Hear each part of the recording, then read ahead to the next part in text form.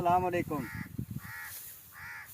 अज एक बड़ा पुराना साढ़े बजुर्गों का कल्चर है कि पहले दौर के जड़ा ना लोग वंगार ते जाते सन, एक दूजे की हैल्प करते सन और वो जड़ा ना बहुत सारा जड़ा सा निज़ाम ठीक हो जाता सी और लोग एक दूजे के नाल मुहब्बत नाल जाते सन कि जिन्हों की पैली बनना नहीं सी हैगा ना वो भी माशाल्लाह सार बाल के दाने बना लेंदे सन।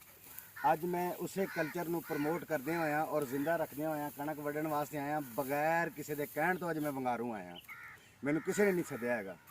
मैसेज देने का मकसद है कि जेड़े कोई बजुर्गों के प्यार मुहब्बत वाला साडा सिलसिला हैगा सी, साडा कल्चर हैगा सी ना, उन्होंने असीं इंशाअल्लाह ताला प्रमोट करदे रहना है, उहदे तो असीं दूर नहीं जाना। और इत्तेफाक दे विच बरकत है। अगर असीं मुतहद हैगे आ, चाहे फैमिली दे रिलेटेड हैगे आ, चाहे मुल्की सतह ते, चाहे अपने गाँव पिंड की सतह ते, जब तक कि एक है तो सानू कोई शिकस्त नहीं दे सकता बंदा, ठीक है ना। तो ये कहने का मेरा मकसद है, मैसेज देने का मकसद ये है कि इस चीज़ तो असी बहुत पीछे हो गए हैं। तो अज असी आए जनाब हाफिज साहब इधर आओ। ये ने मेरा भतीजा है कारी हाफिज बाबर साहब।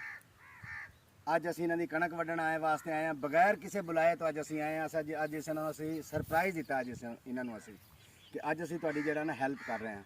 तो कहने का मेरा मकसद है कि एक दूजे के नाल जाया करो। एक बंदा कुछ नहीं कर सकता। अगर एक बंदा जिहड़ा है अगर हफ्ते दे विच या 3-4 दिन किसी के नाल हैल्प कराउण जाएगा ना तो 4-5 बंदे जब उहदे नाल हैल्प करन वास्ते आउणगे तो उहदा काफ़ी सारा जिहड़ा ना फायदा हो सकता है। कल्ला बंदा जिहड़ी कणक की सूरत हाल का इधर कैमरा मार, जिहड़ी कणक की सूरत हाल है इत्थे ते बंदे दा वैसे ही अंदर बाहर आउंदा है।